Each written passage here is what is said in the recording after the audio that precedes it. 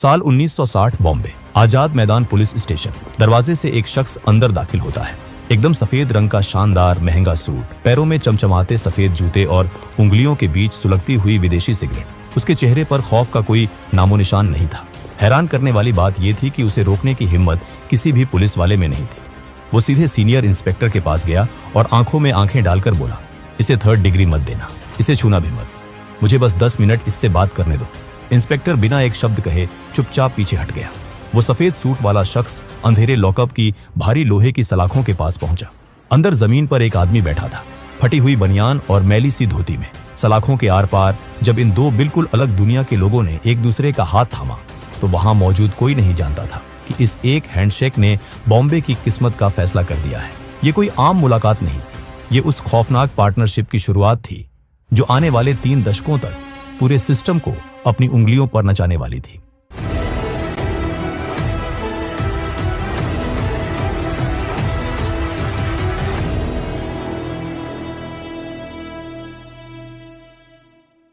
साल 1926। तमिलनाडु का एक बेहद पिछड़ा और सूखा हुआ गांव। वो दौर जब पूरा भारत अंग्रेजों की गुलामी में जकड़ा हुआ था और आजादी के लिए तड़प रहा था। इसी साल इसी राज्य के 2 अलग अलग इलाकों में 2 लड़कों ने जन्म लिया, मस्तान मिर्जा और वरदराजन मुदलियार। मस्तान जब सिर्फ 8 साल का था तब उसके पिता उसे उस सूखे और भुखमरी से बचाने के लिए अपने साथ बॉम्बे ले आए। बॉम्बे पहुंचकर उन्हें क्रॉफर्ड मार्केट के पास एक छोटी गंदी सी मैकेनिक की दुकान में काम मिला। दिन भर दोनों बाप बेटे ग्रीस, काले तेल और धूल में लिपटे रहते।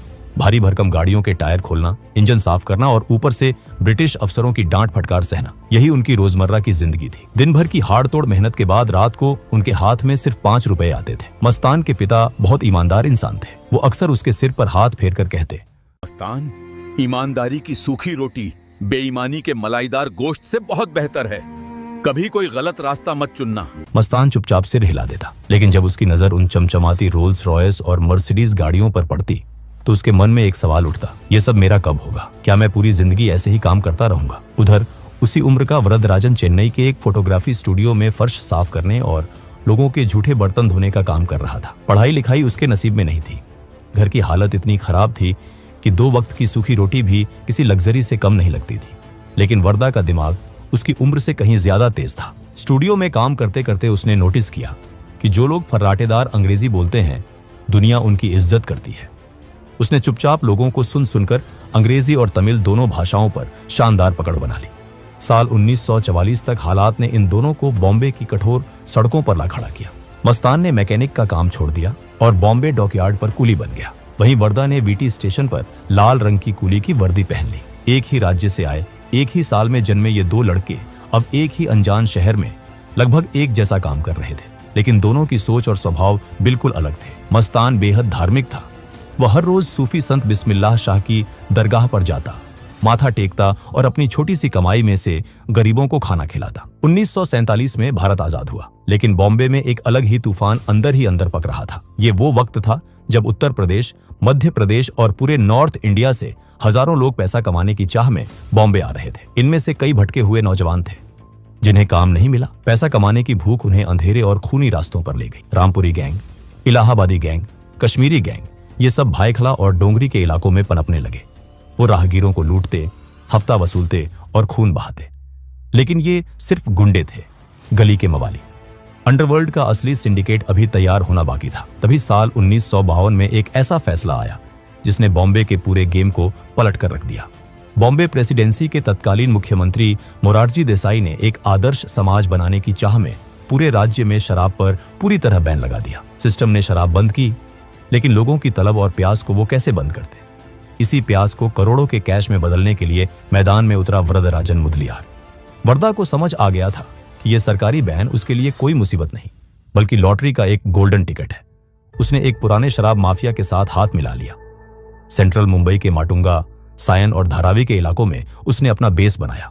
धारावी को वरदा ने अपनी क्राइम कैपिटल में बदल दिया। रात के अंधेरे में वहां 100 से ज्यादा भट्टियां एक साथ जलती थी। एक रात में 120 लीटर से ज्यादा इल्लीगल देसी शराब बनती थी और उसे पूरे शहर में सप्लाई किया जाता था।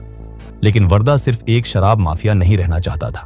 उसने एक पूरा नेटवर्क खड़ा कर दिया। तमिलनाडु से जो भी गरीब बॉम्बे आता, वो सीधा वरदा के पास जाता। वरदा उन्हें रहने के लिए झोपड़ी देता, सरकारी दफ्तरों से सेटिंग करके उनका राशन कार्ड बनवाता, बीएमसी से इलीगल पानी और बिजली का कनेक्शन देता और बदले में उन मजदूरों को अपने शराब के धंधे में लगा देता। वो उनके लिए भगवान बन चुका था। प्रशासन और सरकार से बहुत पहले वर्दा लोगों की मदद करता था। धारावी, जो आज एशिया की सबसे बड़ी स्लम मानी जाती है, उसे एक अभेद्य किले और अपने प्राइवेट वोट बैंक में बदलने वाला कोई और नहीं बल्कि वरदराजन मुदलियार ही था। इधर सेंट्रल बॉम्बे में वर्दा शराब का बेताज बादशाह बन रहा था और उधर समंदर किनारे बॉम्बे डॉकयार्ड पर मस्तान का तेज दिमाग कुछ और ही कैलकुलेट कर रहा था। कुली का काम करते हुए मस्तान ने एक चीज बहुत गहराई से नोटिस की। उसने देखा कि ब्रिटिश अधिकारी बाहर से आने वाले इलेक्ट्रॉनिक सामान, सोना और घड़ियों पर भारी कस्टम ड्यूटी लगाते थे। मस्तान ने सोचा कि ये टैक्स सिस्टम अंग्रेजों का बनाया हुआ है। अगर मैं कस्टम वालों की नजरों से बचकर इस सिस्टम को बाईपास करके सामान अंदर ले आऊं तो इसमें कुछ भी अनएथिकल या गलत नहीं है। ये कोई चोरी या डकैती नहीं है। ये सिर्फ एक अमीर सिस्टम को धोखा देना है। इसी दौरान डॉकयार्ड पर उसकी मुलाकात दुबई से आए एक बेहद अमीर अरब व्यापारी शेख मोहम्मद अल गालिब से हुई। गालिब का काम बॉम्बे में सोना स्मगल करना था, लेकिन उसे एक ऐसे लोकल लड़के की तलाश थी जो फुर्तीला हो, जिस पर कस्टम वालों को शक ना हो और जो चुपचाप सोने की तस्करी कर सके। मस्तान ने बिना पलक झपकाए गालिब से हाथ मिला लिया। शुरुआत बहुत छोटी और रिस्की थी।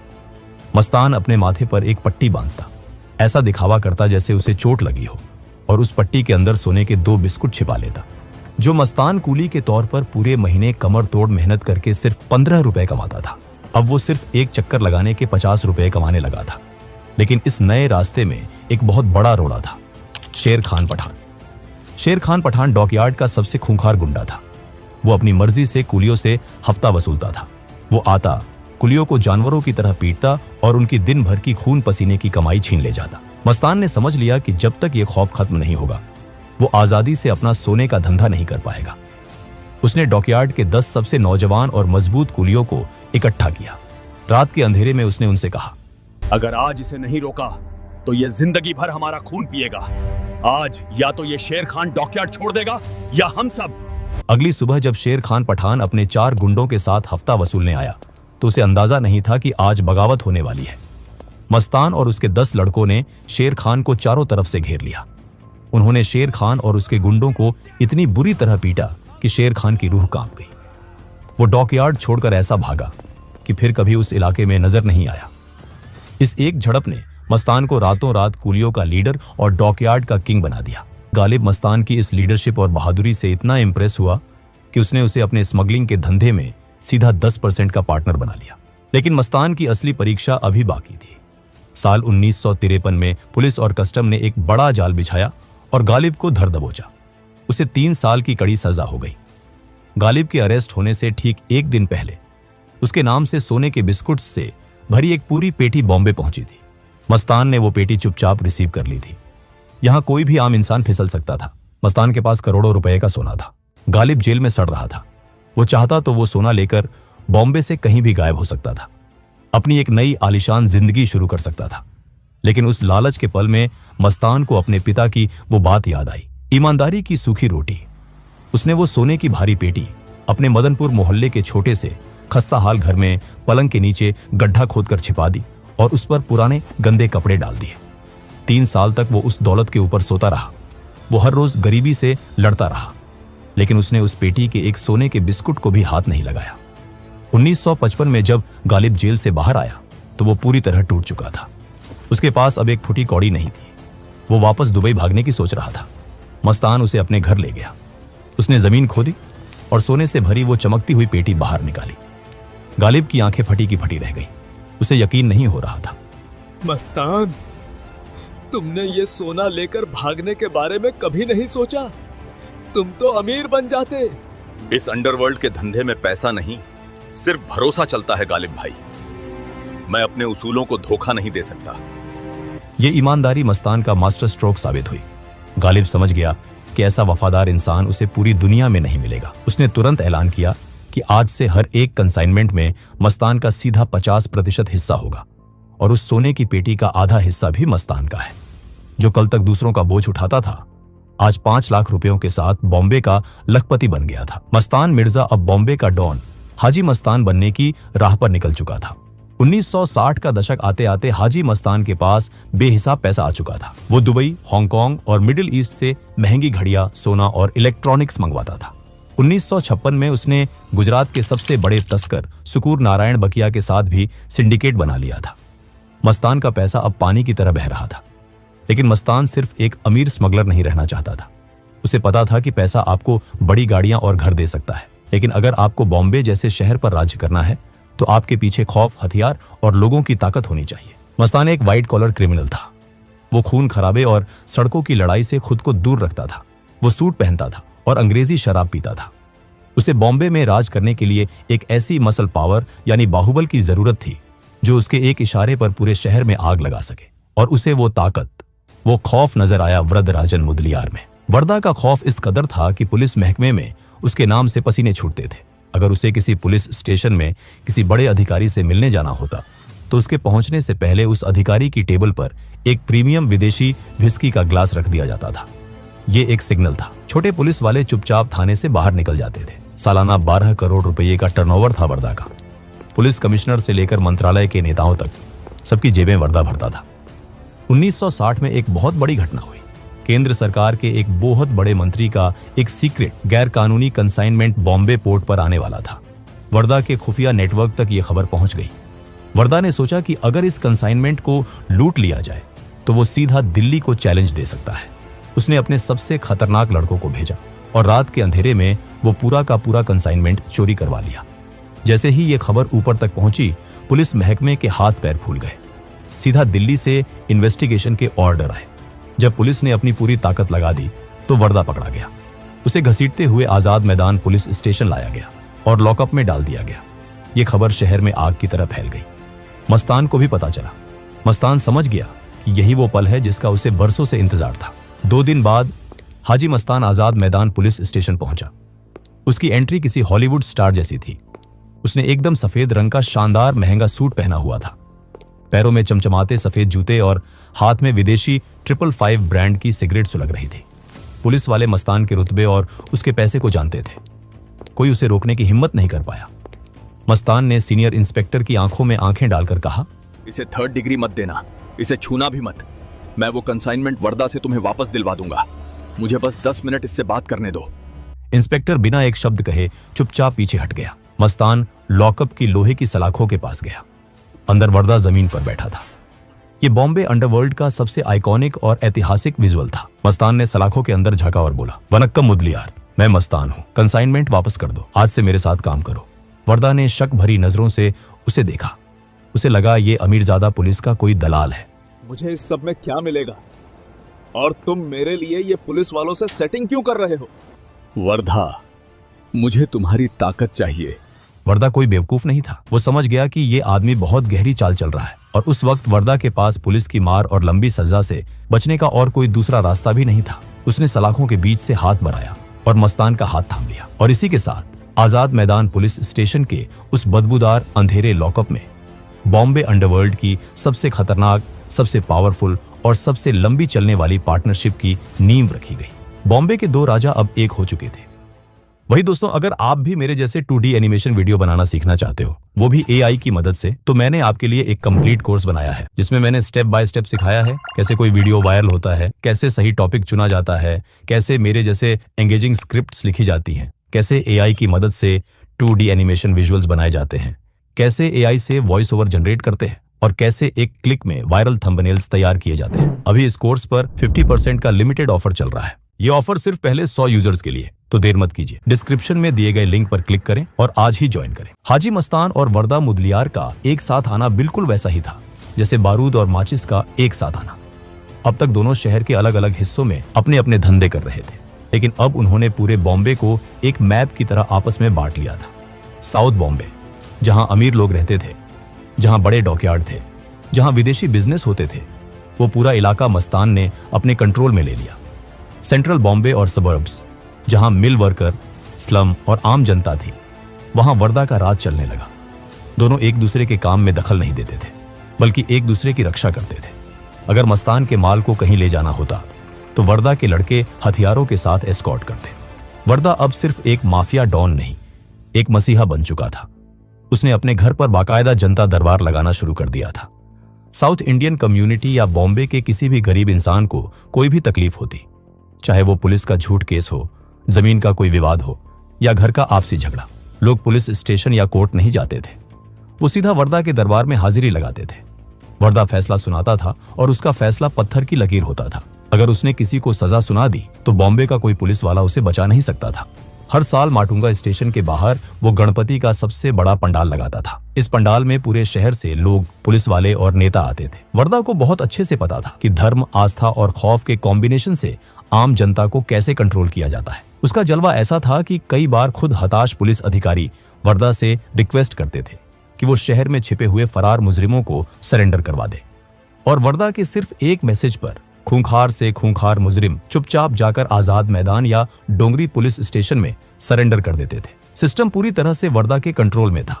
दूसरी तरफ हाजी मस्तान अपने बिजनेस को ग्लोबल लेवल पर ले जा रहा था। सोने की तस्करी तो चल ही रही थी, लेकिन मस्तान ने एक नया लूप होल ढूंढा। भारत में विदेशी सोने की भारी डिमांड थी, लेकिन मिडिल ईस्ट और अफ्रीकन देशों में भारत की चांदी की बहुत ज्यादा डिमांड थी। मस्तान ने यहां से चांदी स्मगल करके अफ्रीका और दुबई भेजना शुरू कर दिया। ये धंधा इतनी तेजी से बढ़ा और इससे इतना प्रॉफिट हुआ कि अंडरवर्ल्ड और इंटरनेशनल मार्केट में उसकी चांदी का नाम मस्तान की चांदी पड़ गया। वो एक ब्रांड बन चुका था। मस्तान ने बॉम्बे के सबसे पॉश इलाके मालाबार हिल में एक आलीशान सी फेसिंग बंगला खरीदा। उसके पास विदेशी मर्सिडीज कारों का पूरा काफिला था, लेकिन उसकी सबसे फेवरेट कार थी एक इंपोर्टेड सफेद मर्सिडीज बेंज 200। मस्तान को बॉलीवुड की ग्रैंड पार्टियों में, बड़े बड़े नेताओं के साथ प्राइवेट मीटिंग्स में और मैगजीन्स के पेज पर देखा जाने लगा था। दिलीप कुमार से लेकर राज कपूर तक कई बड़े फिल्मी सितारों के साथ मस्तान की तस्वीरें अखबारों में खुलेआम छपती थी। वो फिल्मों में पैसा लगा रहा था। करीब 2 दशकों तक मस्तान और वर्धा ने बॉम्बे पर एक ऐसी मजबूत हुकूमत चलाई जिसे ना कोई ईमानदार पुलिस वाला तोड़ पाया, ना कोई चालाक नेता। साल 1975 प्रधानमंत्री इंदिरा गांधी ने देश भर में इमरजेंसी लागू कर दी। रातों रात 21 महीनों के लिए देश के कॉन्स्टिट्यूशन और आम नागरिकों के अधिकारों को सस्पेंड कर दिया गया। सरकार ने तय किया कि सिस्टम को साफ करना है और अपने विरोधियों को कुचलना है। इसी क्लीन अप ऑपरेशन और मीसा एक्ट के तहत जो सबसे बड़े नाम सरकार के राडार पर आए, उनमें से एक था हाजी मस्तान। मस्तान को रातों रात उसके आलीशान बंगले से गिरफ्तार कर लिया गया और येरवड़ा जेल में डाल दिया गया। मस्तान के लिए ये एक बड़ा झटका था। उसका सारा पैसा, सारे नेता दोस्त सब गायब हो गए। लेकिन जेल की वो काल कोठरी मस्तान के लिए अंत नहीं, बल्कि एक नए ट्रांसफॉर्मेशन का सेंटर बन गया। उसी जेल में मस्तान की मुलाकात लोकनायक कहे जाने वाले जयप्रकाश नारायण से हुई। जेपी नारायण उस वक्त इंदिरा गांधी सरकार के खिलाफ सबसे बड़ी और सबसे इज्जतदार आवाज थे। जेल के अंदर मस्तान और जेपी नारायण के बीच कई लंबी बातचीत हुई। जेपी की फिलॉसफी, उनकी थिंकिंग और उनके समाज सुधार के नजरिए ने मस्तान के दिमाग पर बहुत गहरा असर डाला। जेपी ने उसे जुर्म की इस काली दुनिया को छोड़कर एक नेक और आम इंसान की तरह जिंदगी जीने की सलाह दी। जेपी की उन बातों ने मस्तान के दिल और दिमाग को अंदर तक हिला दिया। जब 18 महीने बाद मस्तान जेल से बाहर आया तो वो पूरी तरह से एक बदला हुआ इंसान था। उसने हमेशा हमेशा के लिए स्मगलिंग और क्राइम की दुनिया से तौबा कर ली। तस्करी को अलविदा कहने के बाद मस्तान ने अपनी जिंदगी का आखिरी दाव राजनीति के मैदान में चला। उसे लगा कि जो रुतबा उसने अंडरवर्ल्ड में कमाया है, वही रुतबा उसे राजनीति में भी मिलेगा। उसने जोगेंद्र कवाड़े के साथ मिलकर दलित मुस्लिम सुरक्षा महासंघ नाम की एक पॉलिटिकल पार्टी बनाई। वो अल्पसंख्यकों और दलितों का मसीहा बनकर संसद तक पहुंचना चाहता था। 1984 में उसने चुनाव भी लड़ा। उसने इस चुनाव में पानी की तरह पैसा बहाया। यहां तक कि दिलीप कुमार जैसे बड़े स्टार्स ने भी उसके लिए रैलियां की, लेकिन जनता ने उसे सिरे से नकार दिया। वो चुनाव बुरी तरह हार गया। इसके बाद भी मस्तान का रुतबा मुंबई में पूरी तरह खत्म नहीं हुआ था। वो अब एक विवाद सुलझाने वाले जज की भूमिका में आ चुका था। 80 के दशक के आखिर में जब मुंबई में पठानों और दाऊद इब्राहिम के गैंग के बीच खूनी खेल शुरू हुआ, तो मस्तान ने दोनों गैंग्स को अपने घर बुलाया और कुरान पर हाथ रखवाकर उनके बीच एक ऐतिहासिक समझौता करवाया। बॉम्बे पुलिस डिपार्टमेंट में एक नए बेहद तेज तर्रार, निडर और खूंखार आईपीएस अधिकारी की एंट्री हुई। इस अधिकारी का एक ही मिशन था, वरदराजन मुदलियार के इतने सालों के बनाए साम्राज्य को मिट्टी में मिलाना। लेकिन वर्दा के डीप पॉलिटिकल कनेक्शंस और पैसे की ताकत की वजह से इस ऑफिसर का बार बार ट्रांसफर कर दिया जाता था। लेकिन 1982 में पासा पलट चुका था। सरकार बदल चुकी थी और अब इस ऑफिसर को ऊपर से क्लीन चिट और फ्री हैंड मिल चुका था। इस आईपीएस ऑफिसर ने वर्दा के पूरे नेटवर्क को एक एक करके तोड़ना शुरू किया। पुलिस की भारी फोर्स ने धारावी की अवैध शराब की उन सैकड़ों भट्टियों को बुलडोजर से रौंद कर रख दिया। वर्दा के सबसे वफादार और खतरनाक गुंडों को चुन चुनकर एनकाउंटर में सड़कों पर मार गिराया गया या उन्हें बिना बेल के लंबे समय के लिए जेल की सलाखों के पीछे सड़ा दिया गया। पुलिस ने धारावी में घुसकर वर्दा का जनता दरबार हमेशा के लिए बंद करवा दिया। जो लोग कल तक वर्दा के सामने सिर झुकाते थे, वो अब पुलिस के डर से उसके खिलाफ गवाही देने लगे थे। वर्दा, जो कभी बॉम्बे के आधे हिस्से को अपने उंगलियों के इशारों पर नचाता था, जो पुलिस कमिश्नर को अपनी जेब में रखता था, अब खुद अपने ही बनाए शहर में चूहों की तरह छिपने को मजबूर हो गया था। जब उसके सारे अभेद्य किले ढह गए, उसके सारे वफादार मारे गए, तो 1982 के अंत में वरदराजन मुदलियार अपनी जान बचाकर रात के अंधेरे में हमेशा के लिए बॉम्बे छोड़कर अपने होम टाउन चेन्नई भाग गया। वर्दा के भागते ही और मस्तान के राजनीति में जाते ही बॉम्बे में एक बहुत बड़ा और खतरनाक चेंज आया। दाऊद इब्राहिम, जो कभी मस्तान के लिए काम करता था, उसे मस्तान ने एक बहुत जरूरी नसीहत दी थी। अपना इल्लीगल काम रात 9 से सुबह 5 के बीच किया करो, ताकि आम जनता और सिस्टम को तकलीफ ना हो। मस्तान हमेशा इसी उसूल पर चला था, लेकिन दाऊद इब्राहिम की नस्ल अलग थी। उसने मस्तान की उन सभी हदों को पार कर दिया जो मस्तान ने कभी तय की थी। दाऊद ने ड्रग्स, आतंकवाद और हथियारों की उस खतरनाक दुनिया में कदम रखा जिससे मस्तान को हमेशा सख्त नफरत थी। जैसे जैसे दाऊद का आतंक बढ़ता गया, हाजी मस्तान का युग धीरे धीरे इतिहास के पन्नों में धुंधला पड़ने लगा। वो वक्त अब मस्तान का नहीं रहा था।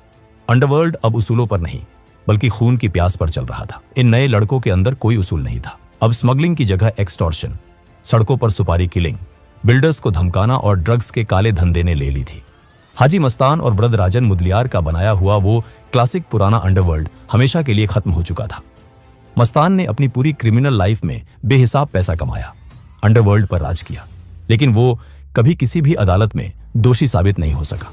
उस पर पुलिस कभी कोई मर्डर या स्मगलिंग का बड़ा केस साबित नहीं कर सकी। सिवाय इंदिरा गांधी की इमरजेंसी के वो अपनी पूरी जिंदगी में कभी जेल नहीं गया।